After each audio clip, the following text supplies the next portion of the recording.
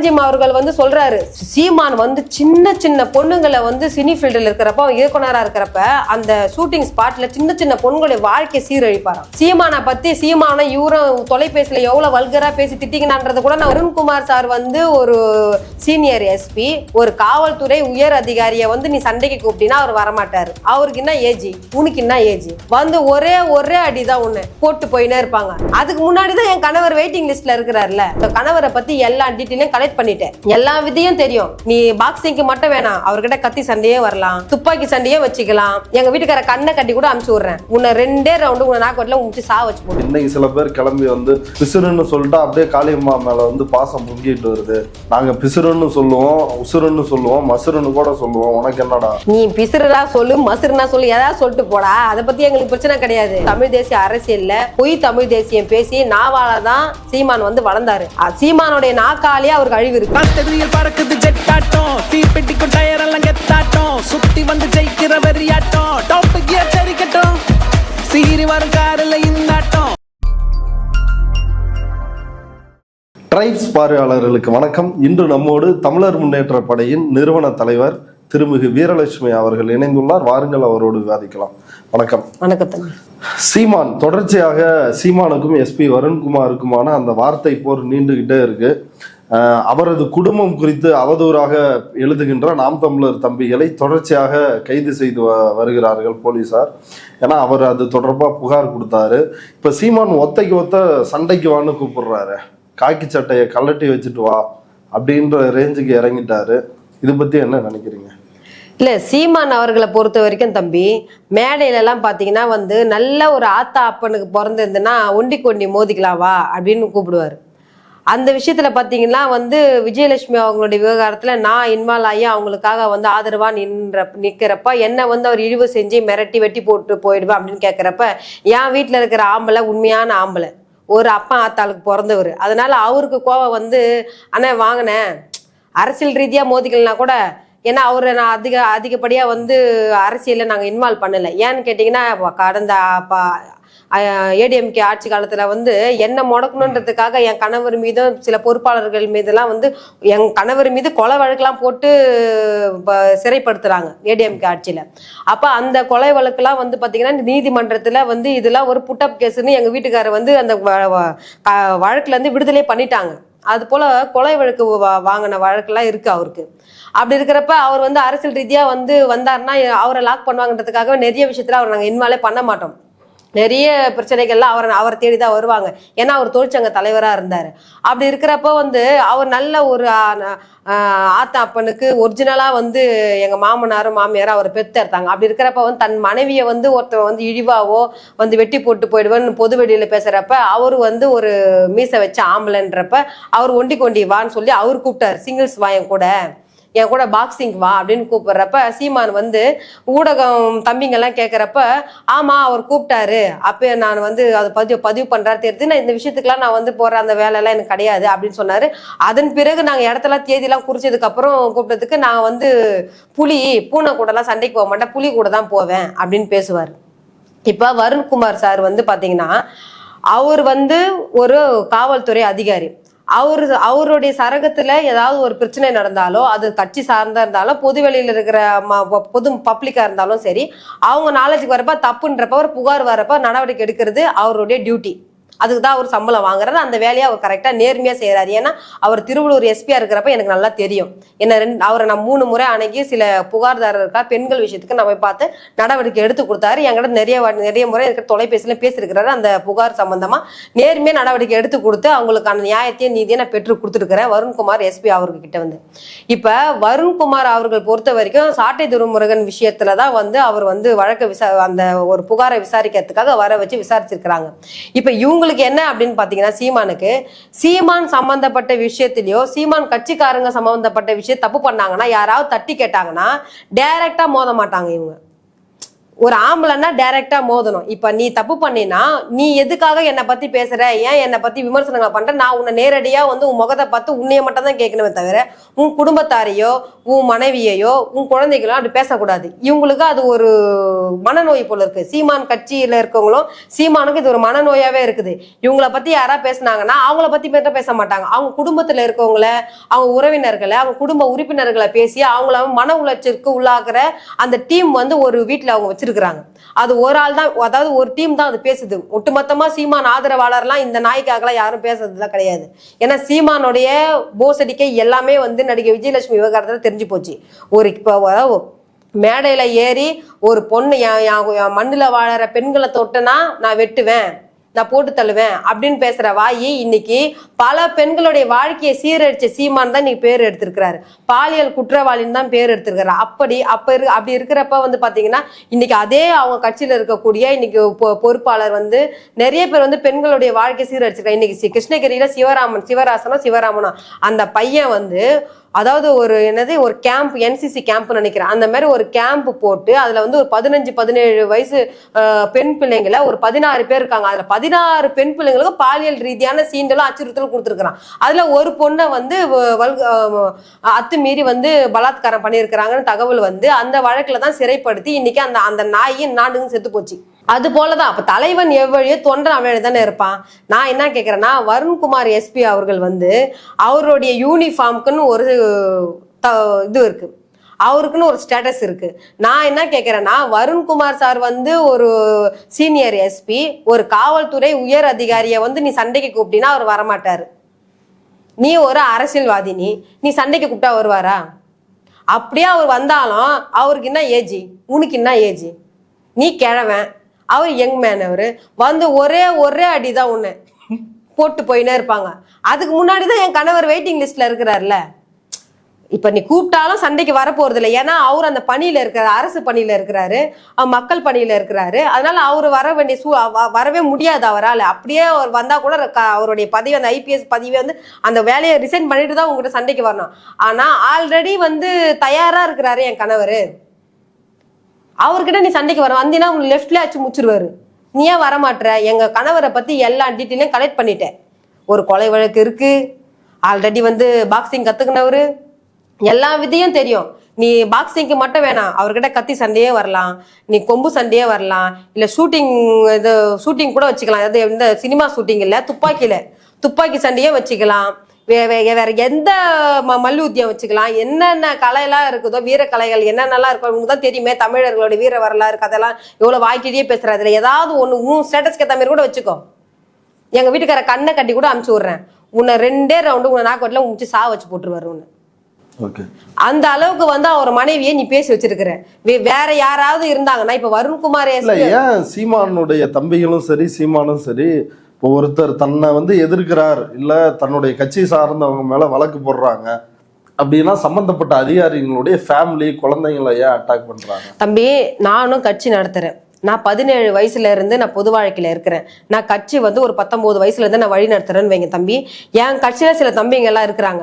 சில அண்ணனுங்க தம்பிங்க வந்து கட்சி விதிகளுக்கு மீறியும் கட்சி கொள்கைக்கு மீறி அதை தவறு பண்ணாங்கன்னா, இந்த சீமான் மாதிரி எல்லாம் வந்து நான் வந்து அதிகாரிகளை விமர்சனம் பண்றதோ, தப்ப தட்டி கேட்கறவங்களை விமர்சனம் பண்றதோ, இழிவா பேசுறதெல்லாம் கிடையாது. அந்த கட்சியை விட்டு அடுத்த செகண்டே வந்து அவங்க தூக்கிடுவோம். நாங்க அவங்கள அடிப்படை உறுப்பினர் தான் தூக்கிடுவோம். நம்ம விசாரிச்சு நம்ம வந்து இந்த மாதிரி நம்ம கட்சியில கட்சி விதிகளை மீறி தப்பு பண்றாங்க, கட்சியுடைய கொள்கைக்கு மாறி பேசுறாங்க அப்படின்னாவே அவங்க கட்சி விட்டு நாங்க போய் தூக்கிடுவோம். நீ அதை செய்யறியா? நீ அதை விட்டு நியாயப்படுத்துற மாதிரி அவங்க பண்றது. ஏன்னா கட்சியுடைய தலைவரே உங்களுடைய குணாதிசயமே அப்படிதான் இருக்குது. நீங்க சொல்லி கொடுக்கறத உங்க கட்சி பொறுப்பாளரும் உங்க கட்சி தொண்டரும் எல்லாருமே பேசுறாங்க. இப்ப உங்களை குறித்து ஒரு ஆடியோ சீமான் பேசுனது வெளியே வந்துச்சு.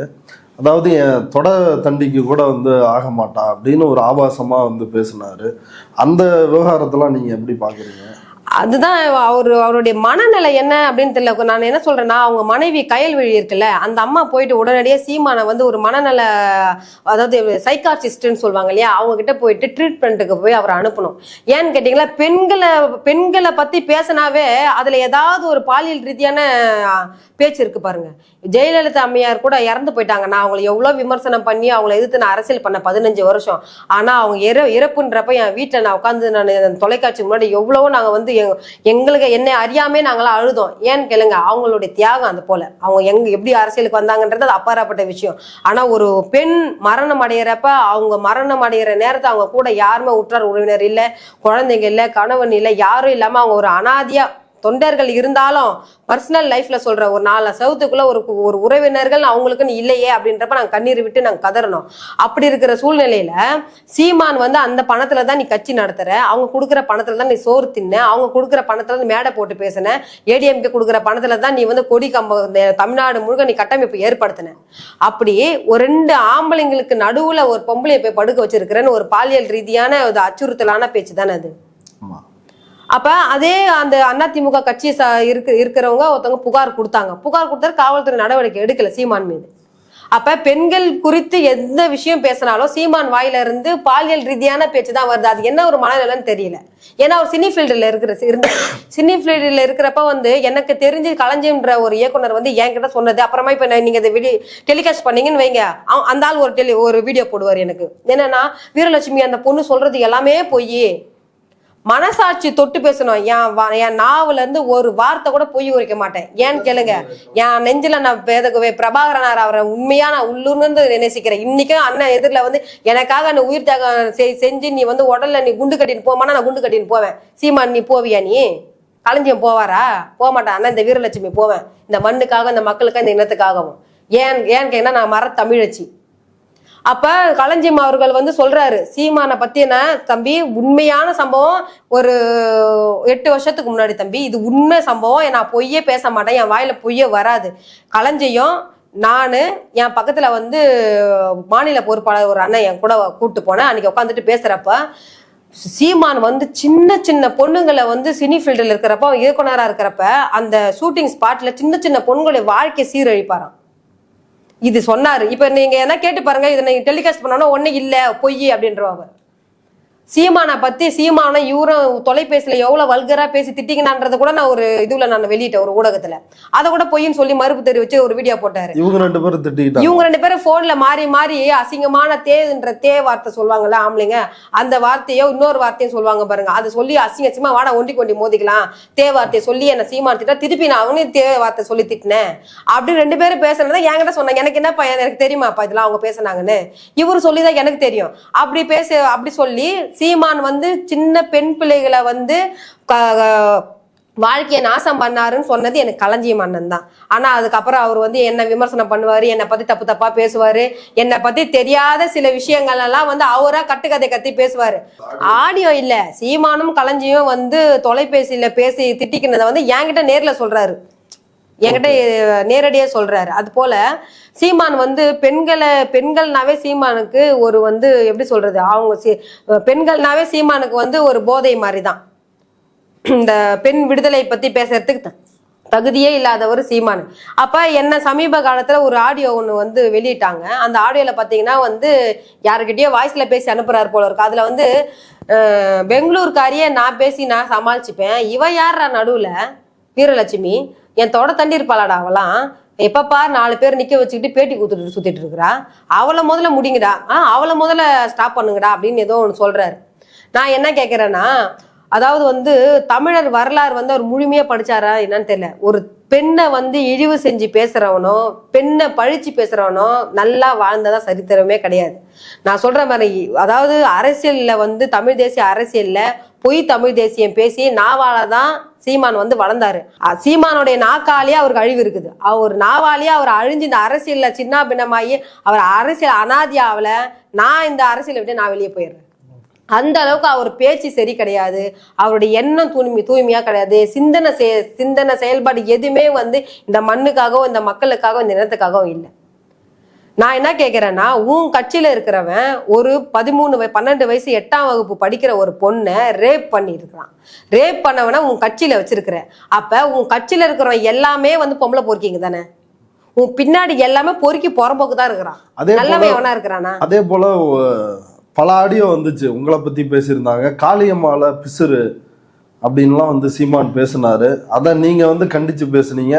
அப்புறம் திரும்ப அதை கண்டிக்கிற விதமா சீமான் பேசுவார். இன்னைக்கு சில பேர் கிளம்பி வந்து பிசுறுன்னு சொல்லிட்டா அப்படியே காளியம்மா மேல வந்து பாசம் பொங்கிட்டு வருது. நாங்க பிசுறுன்னு சொல்லுவோம், உசுறுன்னு சொல்லுவோம், மசுறுன்னு கூட சொல்லுவோம். உனக்கு என்னடா? நீ பிசுறுடா சொல்லு, மசுறுனா சொல்லு, ஏதாவது சொல்லிட்டு போடா, அதை பத்தி எங்களுக்கு பிரச்சனை கிடையாது. நாங்க என்ன சொல்றோம்னா, ஒரு பெண்ணு நீ ஆம்பளை, நீ தொண்டை தண்ணி கத்திட்டு போவ, நீ வீட்டுல போய் உஜாலா 4 கட்டிங் போட்டு நீ பத்துருவ. ஒரு பெண்ணு காளியம்மாள் வந்து என்ன கூட நிறைய விமர்சனம் எல்லாம் பண்ணியிருக்குது. அவர் மேல நம்ம கம்ப்ளைண்ட் பண்றப்ப வலசரவாக்கம் காவல் நிலையம், எங்க வீடு பேக் சைடு தான் வலசரவாக்கம் ஸ்டேஷனே இருக்கு. எங்க வீட்டாண்டியே இவங்க நின்றுட்டு வடிவேல் போலதான் நினைக்கிறேன், வீரலட்சுமின்ற ஒரு கேரக்டர் வந்து தமிழ்நாட்டுக்காரங்களாம் தெரியுமா? சீமான் வச்சா தெரியும். அப்ப காளியம்மாள் வந்து வீரலட்சுமி வரலாறு தெரியாமே அரசியல்ல வந்து இருக்குது. நான் 17 வயசுல இருந்து இந்த மண்ணுக்காக, இந்த மக்களுக்காக தொடர்ச்சியா வந்து எவ்வளவு போராட்டம் பண்ணேன்.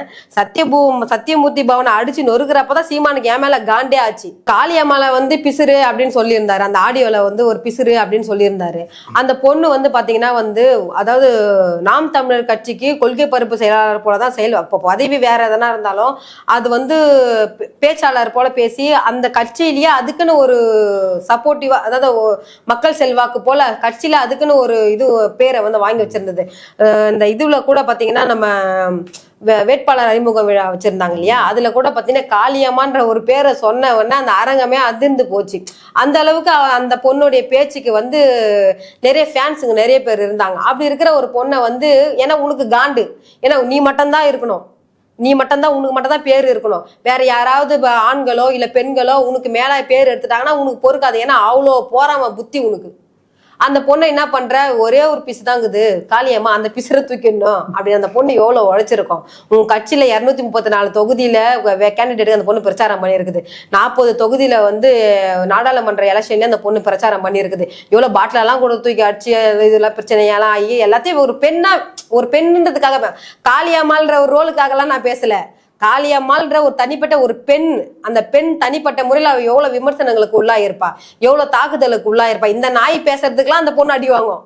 இவர் எங்கெங்கெல்லாம் போய் பேசிட்டு வந்துடுறாரா, இந்த மாதிரி தனியா எங்கன்னா பிரச்சாரம் பண்ண போச்சு, இந்த பொண்ணை தாக்குறது, இந்த பொண்ணை விமர்சனம் பண்றது, திட்டுறது, அது எவ்வளவு அந்த மன உளைச்சல் இருந்திருப்பா. அவளோட தியாகம் எவ்வளவு பெருசு. அந்த தியாகத்துக்கு நீ மதிப்பளிச்சியா? அப்ப உன் கட்சியில இருக்கவங்க கூடிய பொறுப்பாளர்களுடைய தியாகத்துக்கும் நீ மதிப்பளிக்க மாட்டேன், அவங்களுடைய அர்ப்பணிப்புக்கும் நீ மதிப்பளி, அவங்களுடைய டேலண்ட்டுக்கும் அறிவுக்கு அவங்களுடைய வீரத்துக்குலாம் உன்னுடைய இதுலாம் கிடையாது. உன்னை விட யாரும் வளர்ந்துடக்கூடாது, நீ மட்டும்தான் இருக்கணும். அப்ப நீ எல்லாம் ஒரு தலைவனா? முதல்ல தலைமைக்கான பண்பு சீமானுக்கு இருக்கா? இப்ப என்ன ஆச்சு, பிசுறுன்னு சொல்லிட்டேன். அதுக்கப்புறம் ஒரு சென்னையில ஒரு மீட்டிங்ல என்ன பண்ண, நான் பிசுறுன்னு சொல்லுவேன், அப்புறம் நான் உசுறுன்னு சொல்லுவேன். உங்களுக்கு என்னங்கடா வேணாங்களா? நீ யாரை கேட்கிற? காளியம்மாளுக்காக அந்த ஆடியோ ரிலீஸ் ஆனதுக்கு அப்புறம் 2 நாள்ல பேசினவன் நான் தான். காளியம்மாளுக்காக நான் தான் பேசினேன். அப்ப யாரு வேணுங்கன்னு யார சொல்றேன்?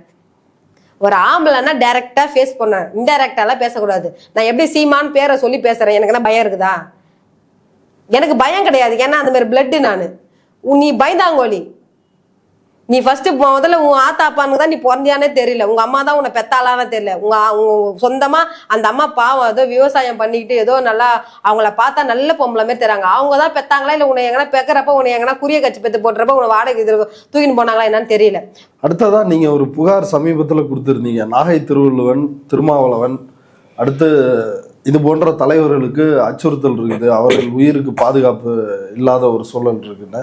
அந்த புகார் என்ன, அதனுடைய பின்னணி என்ன? எனக்கு வந்து ஒரு மாசத்துக்கு முன்னாடி என்னுடைய அலுவலக கைபேசி எனக்கு வந்து சிலர் தொடர்பு கொண்டு தொடர்ச்சியா வந்து இந்த விஜயலட்சுமி விவகாரத்துக்கு பிறகு வந்து நிறைய பேர் பேச ஆரம்பிச்சாங்க. அந்த மொபைல் நம்பரை நாங்க அலுவலகத்துக்குன்னு சொல்லி நாங்க ஒரு 4 ஆளை போட்டு அந்த மொபைல் நம்பரை நான் கொடுத்து வச்சிருக்கிறோம்.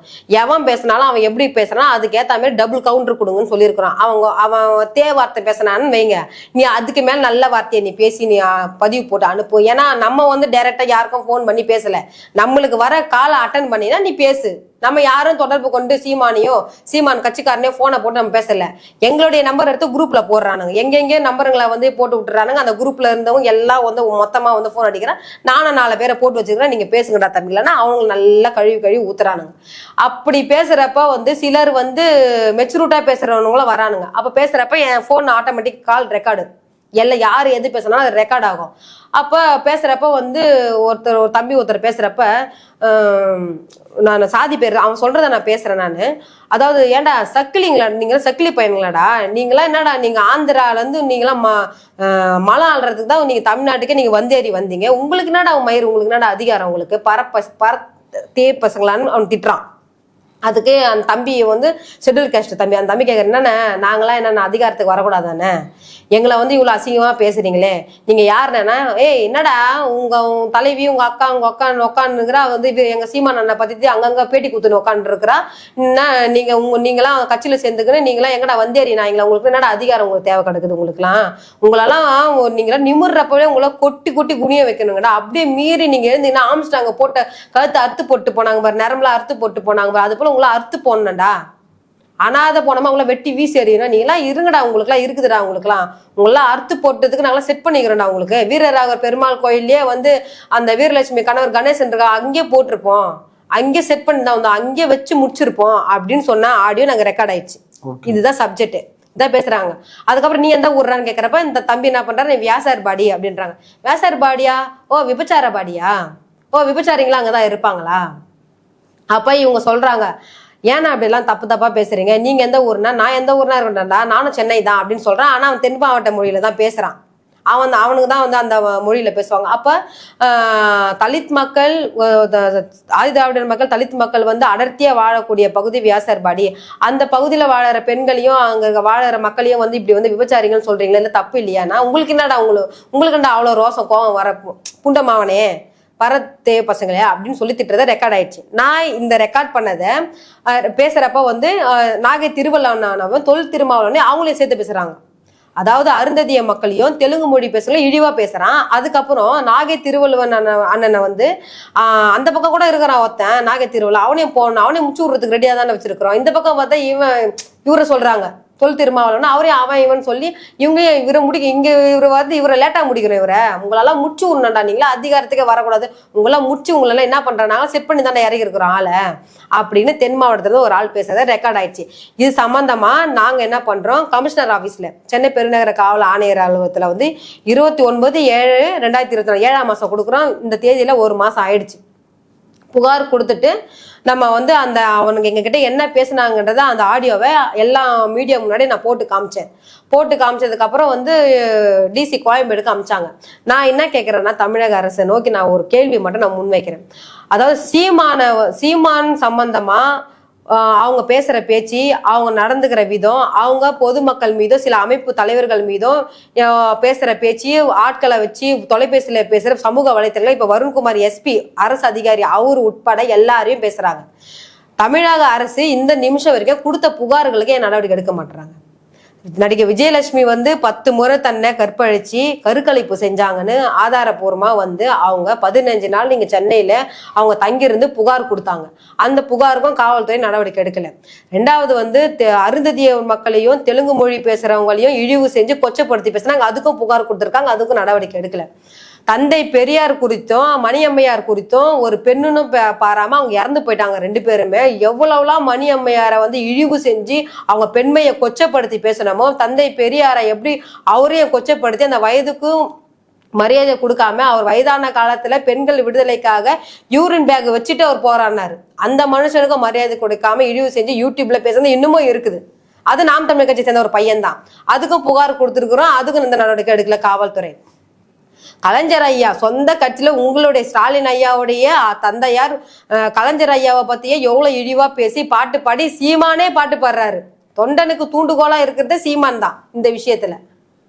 அவங்க உங்களுடைய தந்தையாரை குறித்து சீமான் பேசுறாரு, அவன் தொண்டன் பொறுப்பாளர் எல்லாமே எவ்வளவு கேவலமா பேசணுமோ உங்க குடும்பத்தையே சுத்தி அவ்வளவு கேவலப்படுத்தி கனிமொழி அவர்களெல்லாம் எவ்வளவு கொச்சப்படுத்தி பேசியிருக்கிறாங்க தெரியுமா? ஆனா கனிமொழிக்கு இவர் பர்த்டே விஷ் பண்ணுவாரு, அவங்களும் நன்றி சொல்றாங்க. இது என்ன இவங்களுக்குள்ள என்ன ஒரு உடன்படிக்கணும் நம்மளுக்கு வந்து புரிஞ்சுக்க தெரியல. திமுக அரசு ஏன் இப்படி பண்ணுதுன்னு தெரியல. அப்ப நான் கொடுத்த புகார், இந்த புகாருக்கு நடவடிக்கை எடுக்கல. இப்ப பாருங்க, உங்களுடைய சேனல்ல நீங்க வந்து அந்த நாம் தமிழர் கட்சியில இருக்கிறவன் ஒரு தேவான்றவன், அந்த சொட்ட தலையனா, அவன் வந்து தென் மாவட்டத்துல இருக்கக்கூடிய ஏதோ ஒரு கூலிப்படை தலைவனோ எவனோ கூலிப்படையின்கிட்ட வந்து போன்ல வந்து நாகை திருவண்ணாமலை வந்து போட்டு தள்ளுறதுக்கு திட்டம் தட்டி இருக்கிறான். அதை நீங்க ஆதாரப்பூர்வமா வெளியிட்டு இருக்கிறீங்க. அப்ப ஏற்கனவே எங்க கிட்ட தொலைபேசியில பேசணுதோ இப்ப இதுல பேசணும் இல்ல ஒத்து போதுங்களா இல்லையா? இப்ப எனக்கு யாரும் எனக்கு சொல்லி கொடுக்கலையே. இப்ப எல்லாமே ஆதாரப்பூர்வமா தானே இருக்கு. இதுல எதுவும் பொய் புகார் எதுவுமே இல்லையே, எல்லாத்துக்கும் முகாதாரம் இருக்குல்ல. அப்ப இந்த பிசுறு சீமானை கண்டு தமிழ்நாடு அரசு காவல்துறையும் அப்ப பயப்படுதா? ஓகே, காவல்துறை நடவடிக்கை எடுக்குமான்னு பொறுத்திருந்து பார்க்கலாம். இவ்வளவு நேரம் எங்களுடைய பார்வையாளர்களுக்காக நேரத்தை ஒதுக்கி கருத்துக்களை பகிர்ந்துட்டதுக்கு நன்றி மேடம். நன்றி தம்பி.